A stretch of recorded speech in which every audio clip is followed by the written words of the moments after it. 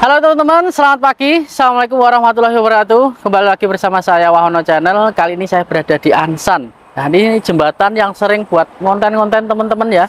Kalau di daerah Ansan, teman-teman pasti bisa bikin video di jembatan ini. Jembatan ini terbentang jadi dua antara sebelah kanan dan sebelah kiri. Tentunya seperti itu. Nah, sedikit informasi buat kalian semuanya yang menanyakan, Mas, kira-kira tahun depan ada ujian nggak sih? Tahun depan pesertanya berapa, dan tahun depan sektornya apa saja. Nah, di sini ya, yang akan saya berikan sedikit informasi dari teman-teman yang penasaran, yang mungkin pemula yang masih berada di LPK, dan ada juga teman-teman yang sudah ikut ujian namun gagal. Yang saya bahas di video kali ini yang pertama adalah jumlah peserta dulu, yang mana 2024 jumlah pesertanya itu mencapai 26.930. Ini cukup lumayan besar untuk peserta di tahun 2024 karena meningkatnya minat Korea untuk bekerja di Korea, yang mana pekerjaannya dilihat di TikTok itu enteng, tapi ternyata sampai di sini jaket merah, jaket kuning, 1 minggu, 2 minggu, 1 bulan sudah minta pindah. Nah, ini yang tidak sesuai dengan harapan kalian ya. Apalagi buat kalian yang, mohon maaf, buat kalian yang baru saja lulus sekolah, ikut ujian, lulus dan terbang, pengalaman kerja masih kurang. Jika sudah masuk di pabrik yang banyak tidak kesesuaian dengan diri Anda, sangat berat, itu pasti minta pindah. Baik, selanjutnya untuk manufaktur sendiri 46.408, yang mana lolos 7.138, dan artinya di situ sudah ada yang gugur kurang lebih 39.270 gugur. Selanjutnya di Fishing sendiri 6.299 yang mendapatkan kuota 4.700, itu sisanya 2.199. Selanjutnya di servis 1, karena di sini shipbuilding belum dan juga servis 2 masih belum kita bisa melihatnya. Sebenarnya memprediksinya itu setelah selesai ujian semuanya. Di servis 1 342, yang mana lolos 83, artinya di situ 259 peserta yang gugur di dalam medan perang IPS Topik. Jadi buat teman-teman di sini jumlahnya keseluruhan itu mencapai 41.728 peserta yang gagal di tahun ini. Masih ada ditambah nanti servis 2 dan juga shipbuilding. Karena di shipbuilding di sini pesertanya 1.308 dan kuotanya 293. Ini cukup lumayan besar juga ini ya, kesempatannya untuk mendapatkan 92,5. Titik aman di shipbuilding menurut saya pribadi ini bisa mencapai 80, nilai 80 titik aman. Untuk sektor servis 2 60 sampai 80 aman. Nah, selanjutnya jumlah 41.729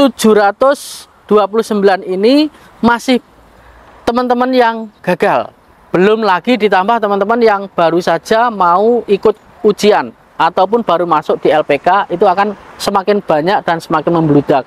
Saya rasa ini jumlah pesertanya di tahun depan, jika ada sektornya tetap 5, ini mungkin bisa mencapai 70.000 ataupun bahkan 80.000.